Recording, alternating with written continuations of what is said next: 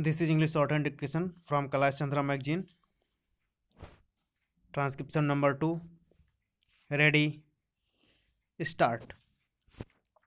I should like now to make a few observations on the budget.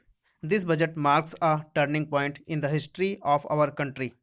It is no use attempting, as some of my friends have done, either to depreciate the budget very strongly or to suggest that we are not witnessing a new revolution in our methods of physical training and technique.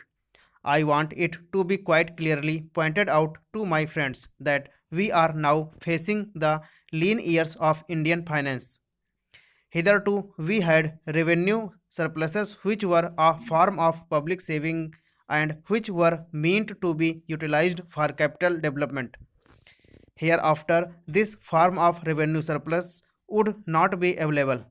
We have therefore to find out ways and means of implementing our great programs of national reconstruction at minimum cost.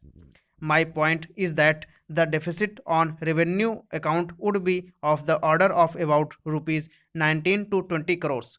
Here, let me point out that I do not agree with those of my friends in the finance department who have attempted to suggest that rupees 9 or 18 crores which are obtained from Pakistan should be put to the revenue side of the budget. They are to be put on the capital side. But that does not seriously alter the trend of my government. What I am suggesting is that we would have to be prepared for a deficit of a much higher order even on the revenue side. That itself should be make us realize that there are very many problems which we have to face and that we have to undertake ways and means of increasing the resources of our country so that it might be possible for us to have a greater amount of surplus or a greater amount of public saving for the purpose of financing capital development. The finance minister, in the course of his speech, Mr. Deputy Minister pointed out that the deficit during the past 2 years were of the order of rupees 83 crores. I venture humbly to disagree with him because I feel that when we are talking of deficit, we must take into account the overall deficit incurred by the central government and that would be of the order of rupees 200 crores. During the years of relatively light expenditure, we had a shortfall of about rupees 200 crores. Undoubtedly, now when we are going to have a very great amount of expenditure, we might have a greater amount of deficit and we would have to find out ways and means of trying to meet our capital expenditure. Some members have pointed out that deficit financing is good, others have pointed out that it is poison. One honorable member who preceded me pointed out that it could be taken like a tonic. Now, I am not willing to enter into the merits of deficit financing or demerits of deficit financing in an academic spirit. The time has now come when we should face realities.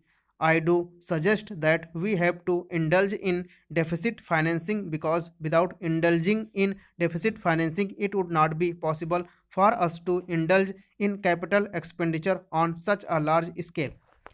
But when we are talking of the scope of deficit financing, I would like to place before the House and the Finance Minister the two great limitations which face us. The first limitation that faces us is that concerning the internal price level, the Honorable Finance Minister referred to the cost of living.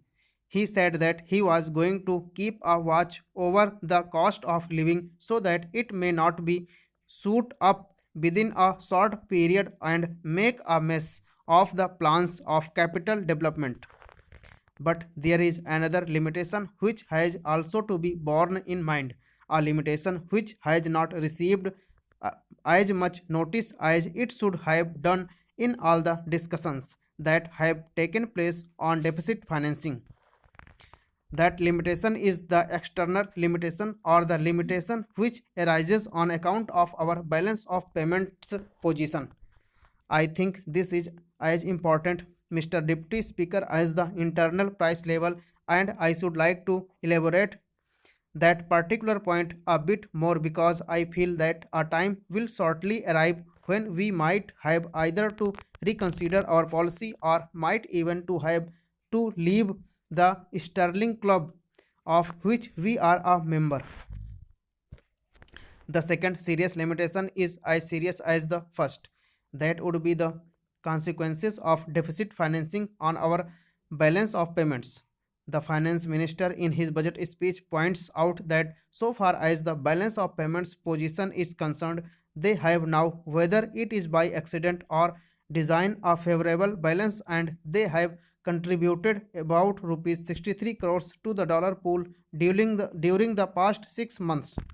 But the moment we indulge in deficit financing, we have to be prepared for worsening of our balance of payments.